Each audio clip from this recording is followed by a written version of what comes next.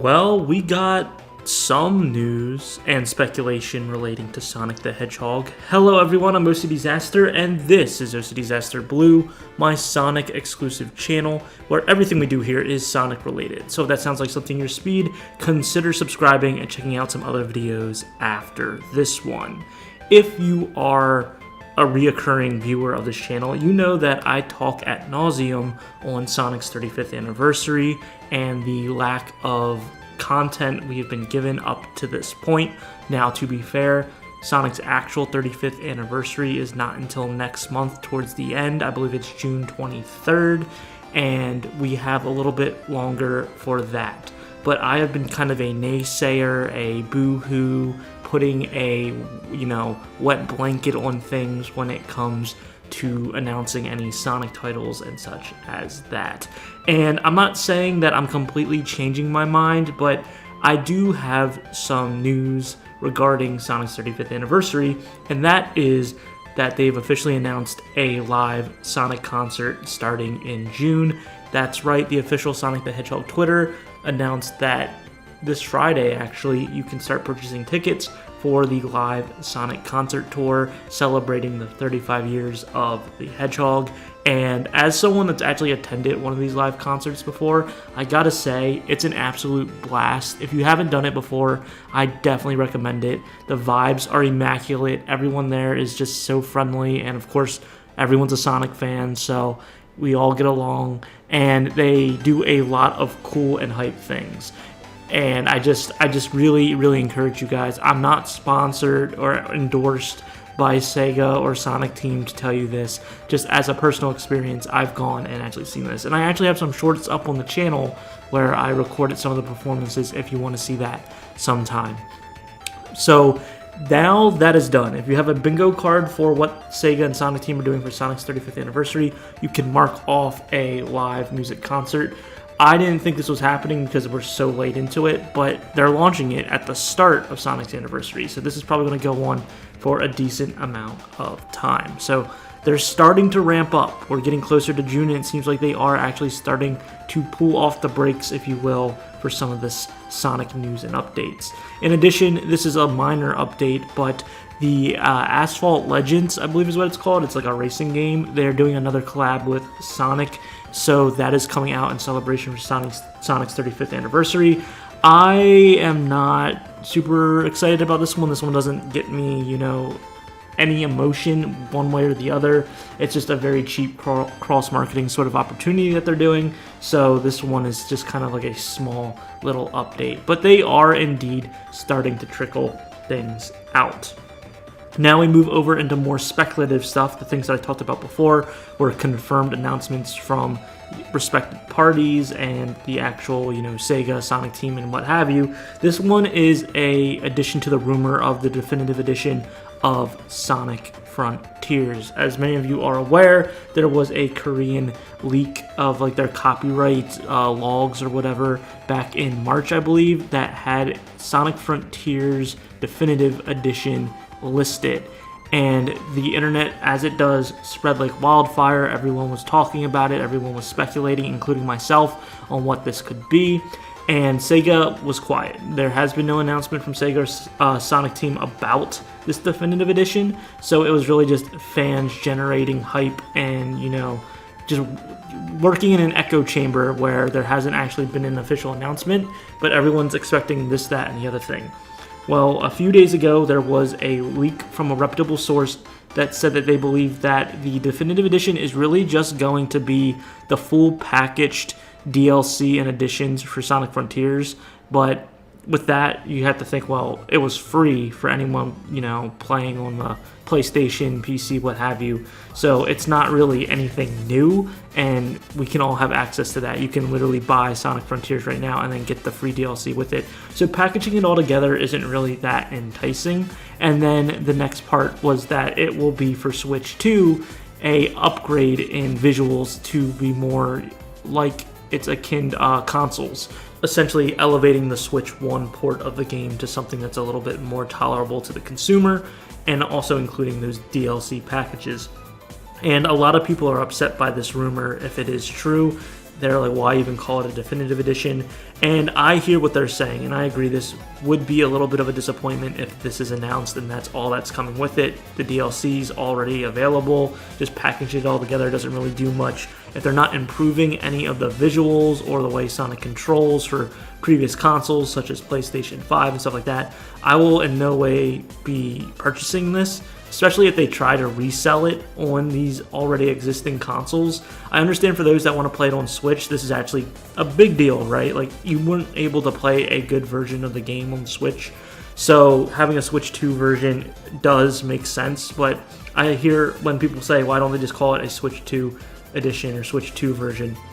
To which I completely agree, because the jury's still out on whether or not this is going to be launched on all platforms or if it's just going to be a Switch 2 situation. But yeah, I know I just kind of fence it right there, but I do see it as a valid argument that Sega never really publicly announced this even being a thing, and they haven't hyped it up or marketed a certain way, so to be mad at them at this point is kind of moot, because it's really just a leak that kind of did this. Whereas if they're just soft launching this, if the rumors are true and they're just going to announce it at the June State of Play, which once again does not make any sense if it's just the Switch version, because it's a Sony event. Why not just, announce it for a Sega or some other type of event? But if that rumor is true, then just kind of hold your expectations, right? Just be cautiously optimistic. Of course, I'm hoping that this is a wrong rumor, that the definitive edition is going to have a bunch of different perks, upgrades, and just really impress everyone and be for all platforms. However, if it does just end up being a Switch 2 edition, I'm going to be disappointed, but I'm not going to cry or be angry and stomp my feet or anything like that. And last but not least, I recently did a video on the AI deals with Sega and some other companies, because prior to that video, it was more of a response video to someone being upset with me praising Sega for not firing its staff for the Super AAA game project that they did, and instead moving them around to different departments. A lot of people were upset that I was praising a company that was using AI. I have dug deeper into this, and I think it actually connects a lot of things together. Not only that discussion, not only the Super AAA game discussion, but also this future AAA Sonic title that we still haven't heard about or seen, because a lot of people were saying that we're getting a new Sonic game this year for its 35th anniversary. I do not think that's the case. I do not think this is happening, but it's looking more and more like a maybe. Let me dive into this. Once again, this is really just speculation and me looking a little bit deeper into some other things going on with Sega. I don't actually have any evidence. This is more of just going off of a educational guess or intuition. So, I went back and I looked into this AI deal that Sega had, right? And I stumbled across this Rovio acquisition that they did in 2023. For those of you unaware, this Sonic channel didn't really pick up until Sonic Frontiers released. I didn't really cover gaming news or anything like that. I wasn't really on the business side of researching or looking into things, so I was a little bit blind to this. So I'm catching up, so to speak, for this video. And this acquisition was to really get Angry Birds in the mobile market going for Sega. They spent millions upon millions of dollars, and in their fiscal 26 meeting, which was the end of this year, 2026, it didn't look too great. A lot of things were not going the way they planned. Their Super A game was canceled due to poor performance of Angry Birds and some other Rovio properties and mobile games like Sonic Rumble just not being where they needed it to be from a product profit-wise situation.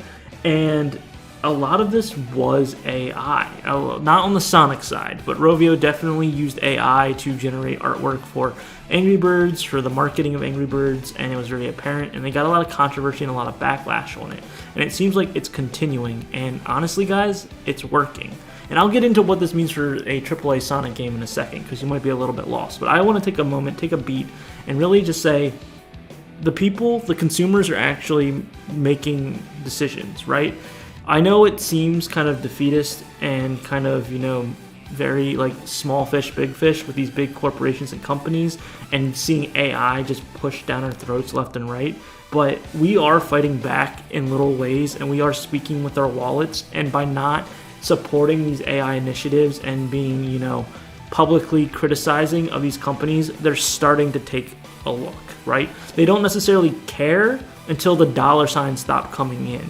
And that's what's happening. The money isn't coming in. They're losing money on these AI initiatives, and they're actually kind of in a worse position than they were when they were actually just using humans to do their work, right? So this is a big win. And it's not like, oh, this will kill AI altogether, but it's the small decisions that we make with our wallet that really make the impact for these bigger companies. And it takes a while for this to actually make an effect.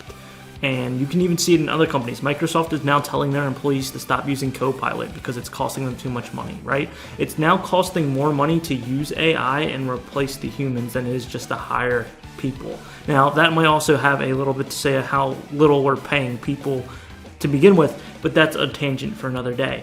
Anyway, back to Rovio and Sega. They were using this AI kind of sloppily, to say better or worse, to just try to do the bare minimum for Angry Birds and try to get it back on the map, because Angry Birds is one of the bigger IPs for the mobile market. But a lot of people called it out. It looked really bad, it looked rushed, and they've been getting backlash since the acquisition in 2023. But it seems like now it's time, and because of all these terrible things, they've really had to look at their entire plan for this Super A game, because I believe what they were trying to do was they were trying to get bigger profits in the mobile sector while cheapening things using AI, and then fund that into their big AAA Super game that was going to be like a, big project, whatever. And it ended up failing, and now they have to relook at what they're doing. But one of the things that they're relooking at doing is for fiscal year 27, which is 2027 next year, is really looking at the IP and the big power hit titles and really focusing on the games, releasing those, and of course making a profit. That's what they do, but actually working on putting out good games. So with that being said, I think that puts in a strong maybe for Sonic to have a game released not this year, but in the holiday season of next year. Sonic is Sega's biggest moneymaker, and with this new initiative to really improve on games and really focus on big IP for 2027, it just makes sense. It makes sense that they would work on getting a Sonic AAA title out the door, and it's been enough years since Sonic Frontiers to do this. So I am now changing. I am moving the flagpole for my predictions for Sonic's 35th anniversary. I definitely think in June for Sonic's 35th anniversary, they are going to announce something for Sonic's AAA game for next year. Might be a title drop, it might be a quick little teaser. I do think we're getting something to let us know that it's going to be down the line.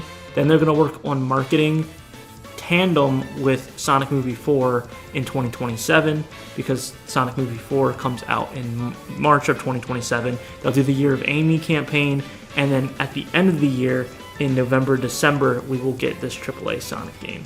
That's my predictions, and I'm sticking to it. This is the last time you guys are going to see me talking about the Sonic AAA game and predicting when it's coming out. We all know this is a lie. I'm joking. I will probably have a video out tomorrow with an updated, story and my thoughts on it. But that's what I am thinking right now at this time of recording.